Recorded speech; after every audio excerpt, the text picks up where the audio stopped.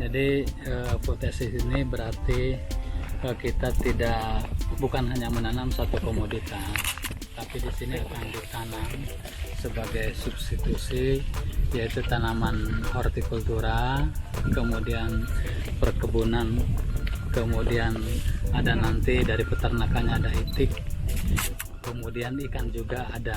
Kita tanam di sini sehingga para petani ketika panen bukan hanya menghasilkan dari komoditas padi saja, tetapi bisa panen hortinya, misalnya tanaman jeruk, kemudian pisang atau pepaya sesuai dengan keinginan petani di sini.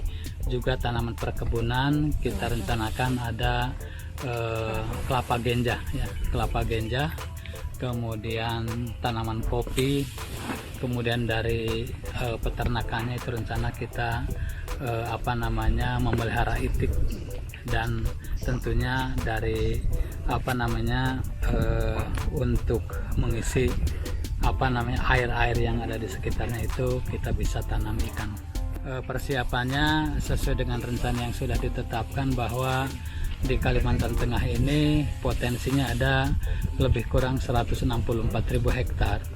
85.000 hektar itu lahan intensifikasi dan 79.000 itu ekstensifikasi.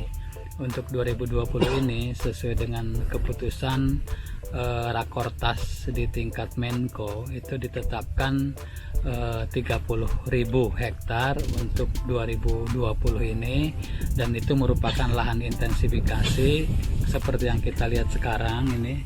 Hamparan luas di sini saja ada lebih kurang 250 hektar, ya, dari 30.000 yang memang kita rencanakan selesai di 2020 ini. Sentuhan apa yang kita berikan kepada petani? Yang pertama, pengolahan lahan. Jadi kita bantu pengolahan lahan untuk biaya bahan bakar dan operator, nilainya lebih kurang Rp900.000 per hektar.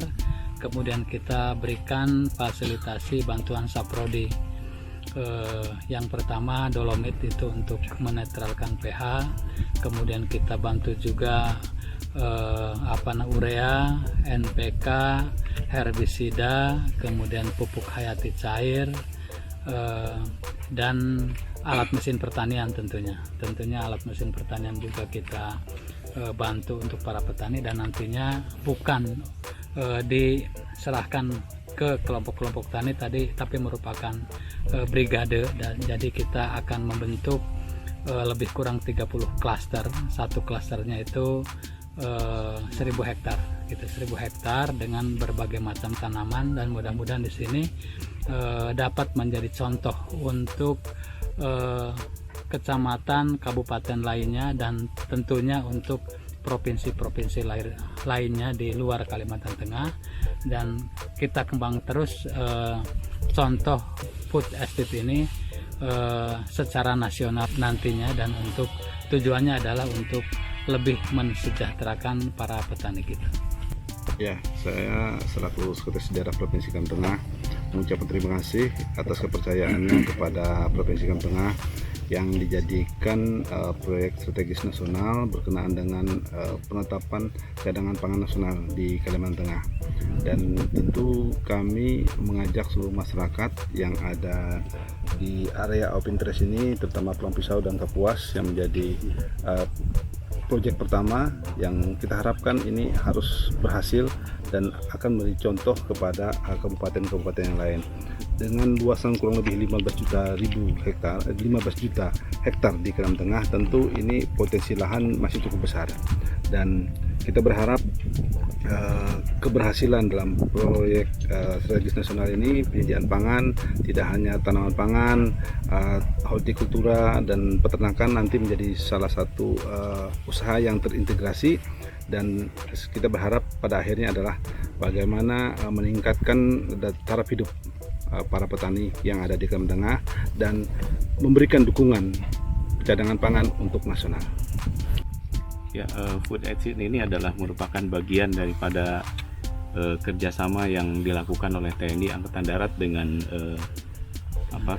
Kementerian Pertanian, sehingga kami harus mensukseskan kegiatan ini, apalagi ini adalah program besar yang diberikan oleh pemerintah, dalam hal ini Pak Jokowi, sehingga dimanapun TNI Angkatan Darat berada di sini tentunya harus mendukung kegiatan ini agar betul-betul dapat berhasil sesuai dengan keinginan yang diharapkan oleh pemerintah pusat.